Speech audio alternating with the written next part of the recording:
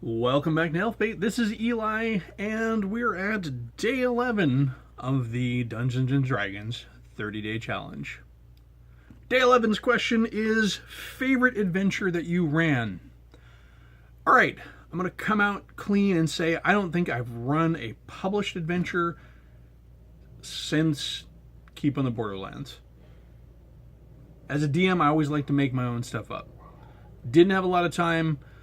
I had plenty of time. I just didn't have the patience to read through the adventures and run them all. I think I sort of ran Lost Caverns of Sojcanth, and I think I may have sort of run Lost City. And when I say sort of ran, usually I'm borrowing these settings and running them as part of a greater campaign and changing things and editing things and modifying things.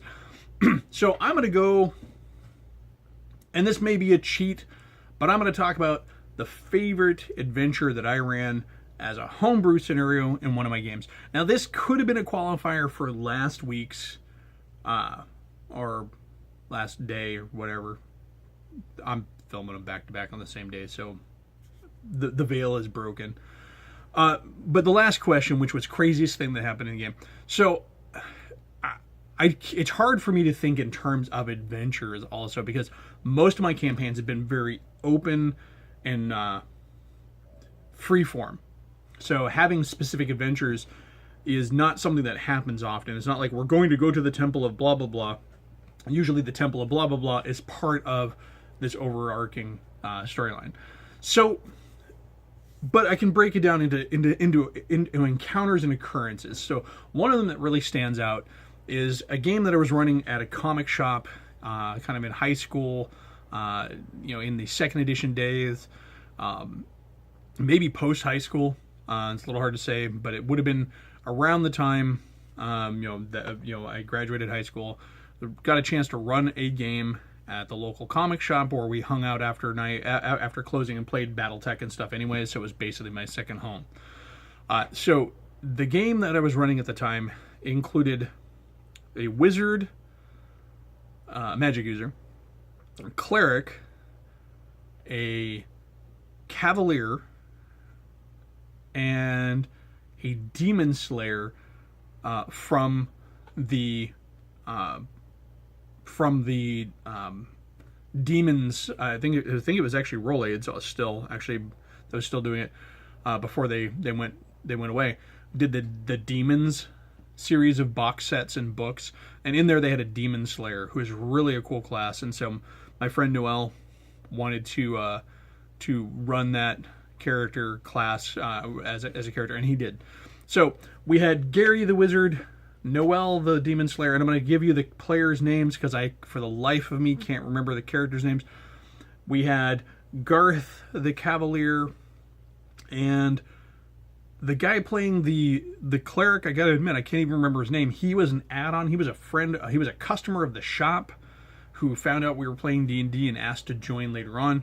And then there was my friend Mikey, who was playing the thief. Now, this is the same thief that I've mentioned previously who masqueraded as a priest of a god and stuff. But this is before that character met his untimely end. So the scenario is this. They've been adventuring around for a while. They've come to this town, and they're asked by this merchant, this wealthy merchant, to save his daughter. And so, of course, being the adventurers they are, they bite. The cavalier, of course, I think agrees before everybody's even on board, but he agrees. So the situation is this: the merchant is worried because his daughter evidently has started consorting with a demon or a devil, some sort of fiend, some sort of outsider, and so his concern is, he's concerned for her soul and what's going on, and so he gives the party the information they need, and they find out that the merchant's daughter is meeting with this demon in secret in a room at a local inn. And so they go to the inn, they kind of stake it out, and we spend some time in the game with them gathering information and gathering knowledge. This is where the A-team moment kind of comes in, and this is why this is really a fun one for me. Watching the players plan for this was insane. So I had already decided that the demon that was visiting this daughter, this merchant's daughter, was not just some petty demon. We're talking about like a lesser duke or a prince of hell, some sort of guy with some oomph to him. But the party's pretty high level at this point. Back then we tended to skip the first few levels of D&D, and I used to have a lot of times just have people make like 6-level characters because we just wanted to jump in. We wanted to start playing heroes. So by now they're probably, in their 15s, whatever. And so there's a party of 5 of them. And so they come up with this A-team plan to ambush the demon lord, or this Duke of Hell, or whatever it is, the next time he visits the merchant's daughter. So what do they do? They stack the inn. They pay the innkeeper off, pay him a mountain of gold, saying, "Hey, look, this is enough to rebuild your entire inn. If this goes wrong, we know that this is going to go horribly, but we need for you to just keep everybody downstairs. Here's your mountain of money. Do what you're told." So they get this set up.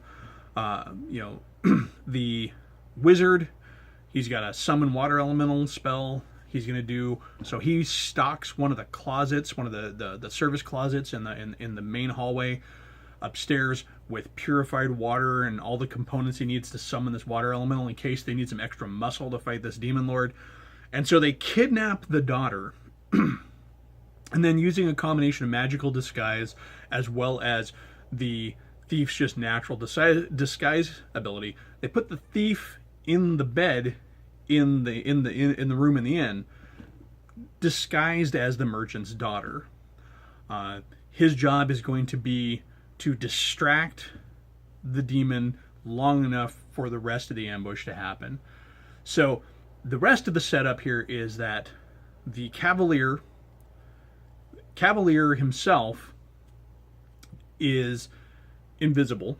He's had invisibility cast onto him, I think greater invisibility, so because they were dealing with the demon lord here, cast by the wizard on him. The demon slayer has a blade. Oh, excuse me, back up a second. The Cavalier is carrying an axe of disruption. It was a variation on the mace of disruption, and we had kind of taken a cue from Warhammer Fantasy at the time, and so this weapon was able to destabilize the link between the undead as well as outsiders and extraplanar creatures. The Demon Slayer, his weapon was this sword that he had got from another Demon Slayer. They'd actually encountered this Demon Slayer in the game named Archimandius. I think Archimandius. And Archimandius had this scale mail where each of the scales was inscribed with the rune of the runic name of a particular demon or devil that he had slain. So every time he slew one, he would etch their name basically into his armor.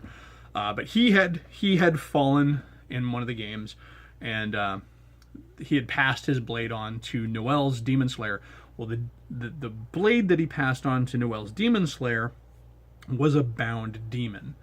This demon was bound in the form of the sword. It was bound in the form of the sword through betrayal by other demons, and it wanted revenge. So it was helping the Demon Slayer. It's another nod to Warhammer Fantasy. Warhammer Fantasy, one of the things that you can get for Chaos is they've got like greater demons and lesser demons that are bound in the form of a weapon. Well, this was a demon bound in the form of a weapon.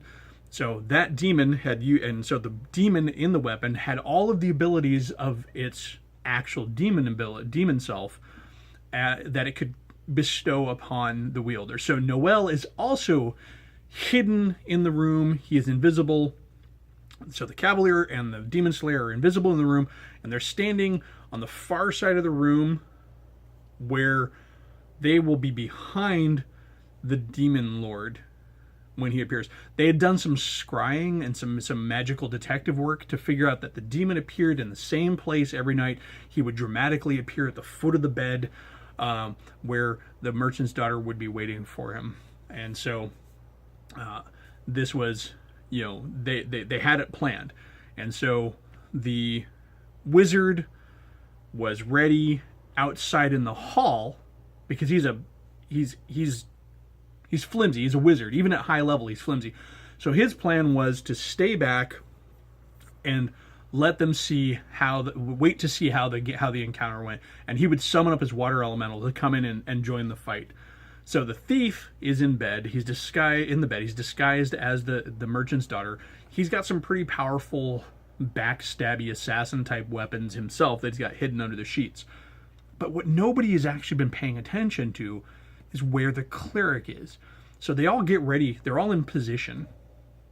And the cleric passes me a note stating that he slips away. So the cleric was supposed to be waiting in the hallway, out in the hall, with the wizard. They were going to be the support team, as you do when you're a wizard and you're a cleric. So what his note tells me is that he's going to slip away, and he's going to go to he's going to go to the town graveyard, and he's going to start summoning up all of the undead. And so I'm like, okay, cool. You're going to raise an army of the dead to fight for you as well. Okay, cool. So I should have known something was up,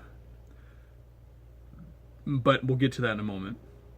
So they're waiting. I kind of play it out. There's some tense moments. Will the demon show up? Will he not show up? Is it taking too long? According to the clock, it's time. He should be here. Why isn't he here? Did he get wise? Did we make a mistake somehow? Did the daughter somehow tip him off? He appears. The demon appears, and so the fight goes. It's over in a flash. The demon is caught off guard. He appears. He appears in there. He does his usual ominous appearance. When he's appearing to his mortal lover, the woman that he's been consorting with. His motives are never revealed. It's just a very basic, hey, my daughter's in trouble with this demon, can you save her, kind of a story. So he appears and he does his thing and he does his reveal, and he detects that the thief is not her, but it's too late. The thief has initiative. The thief springs forward and through the sheets stabs the demon with these two incredibly powerful, like, assassin blade type magic items. They do a lot of damage. He's reeling back. Before he can get his attack off, the demon slayer strikes him with his sword. It inflicts a massive amount of damage because the sword basically inflicted damage equal to the combined melee attacks of the demon that was in it. So it just bites heavy. And we're talking about a Duke of Hell, Prince of Hell. So he's got a lot of hit points. And then he's not doing well at all. He's just hit points are just going. And then the Cavalier hits him with his Axe of Disruption. Critical hits him, does double damage, because back then that was our rule. Natural 20 double damage, well before third edition, and stuff like that. It's just how it was. Does that, and then ends up disrupting the demon. So the demon is 1-2 punched by the thief in disguise, and then the demon slayer, and then the coup de grace is it comes from the Cavalier, who sends him back to hell, disrupts him, sends him back to hell, forcing him to regenerate before he can appear again. So we're one round, this combat is done. It's just done. I mean, they didn't kill the demon lord. It was the disruption that got rid of him. But the rules for the disruption that we'd come up with is that it was the same as having killed him. He would not be able to just come back. So now it leaves the wizard having done nothing. And then everybody realizes the cleric is gone. What happened to the cleric? They're thinking, maybe the demon, maybe that was the last trick. Maybe the demon didn't die. Maybe he actually teleported and just made it look like he died. And so they're looking around for the cleric, and then their shrieks and screams come from down below in the inn as the cleric marches his army of the dead in through the indoors and starts flooding them up the stairs to attack his own party. And this is where the ringer comes in. This is where I should have known something was up. The cleric early on had told me secretly that his cleric worshipped Helmdrachen. Helmdrachen in my campaign world is this arch-lich enchanter guy who has elevated himself to demigodhood. He's the god of undeath. And the god, you have gods of death and you have gods, your guardians of the dead. He's the god of undeath. He's the god. He has made himself the god of undeath. He has wrested that power from the other gods and taken it as his own little fiefdom.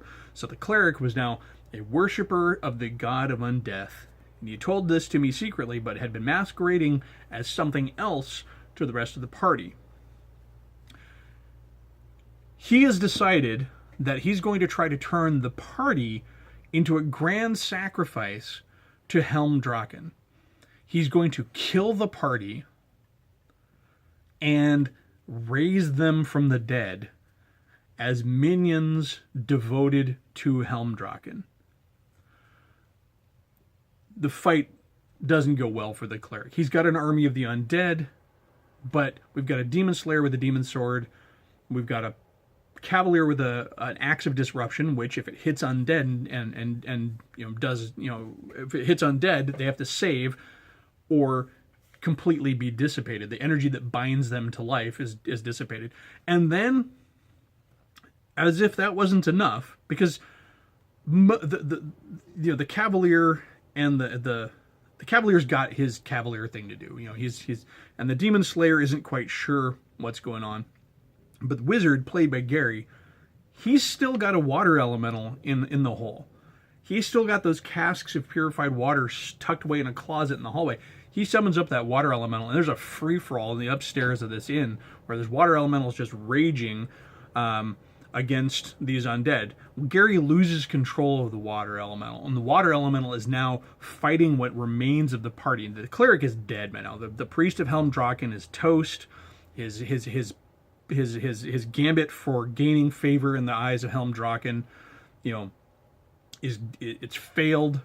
The water elemental, the Gary's wizard had lost control of it, so now it is turning on the party, and the mace, the axe of disruption, I think is running out of charges for the day. It can only do that so often, so it can't just dissipate the water elemental and send it back to the elemental plane of water. And they end up having a fight. They get torn up by this water elemental, but ultimately they end up beating it. But yeah, that has to be my favorite game I ran for a long time. At least the one that pops up out of my mind right now, because I love the A-team moment where the players just went together and did this whole montage of setting up to beat this thing. I couldn't fault them for beating this demon lord in like 1 or 2 rounds of combat, because they had planned so well for it. And then to have this story element of the cleric turning against the party and trying to turn them into a sacrifice to this evil god that he worships was just icing on the cake. I mean, there have been fun adventures in other campaigns. Certainly when I was running with the campaign with Derek's character Desmore, there was this whole story arc where they had to deal with the fairy court, and that was really fun because I got to play a lot of weird, crazy, like Brian Froud, labyrinthy type of goblin characters. And there was the elevator where you had to push there was a weird lift that they had to use to get off on a certain level in the goblin market, and they had to push the button for the number red. Weird nonsensical stuff, and it ended up being this button in the shape of a red chicken. It's just bizarre, weird stuff they had to do. That was fun, but yeah, this adventure back in second edition days, where we had this party where there was some betrayal and there was this build-up, and this great plan to build to fight a very powerful enemy. I mean, if that first round of combat hadn't gone so well, that demon lord would have just tore them up. Now, granted, that also means that the water elemental would have been summoned into the fight, and who knows. But still, a very memorable fight, a very memorable adventure. I like the basic simplicity of that adventure, where it's a please help me sort of a thing, and it turned into something truly epic. So yeah, that was day 11. Favorite adventure you have run. I'm sure my memory has cataloged many an adventure where I can't retrieve them, but that was the one that I picked for today. Thanks for tuning in. Again, like, share, and subscribe. Get the word out. If elf bait can be a thing, that would be great. There's certainly plenty of folks out there doing great stuff on the internet for D&D. My voice is one amongst many, but I do have a voice, and I'd love it to be heard. So thanks for checking us out. Get out and game.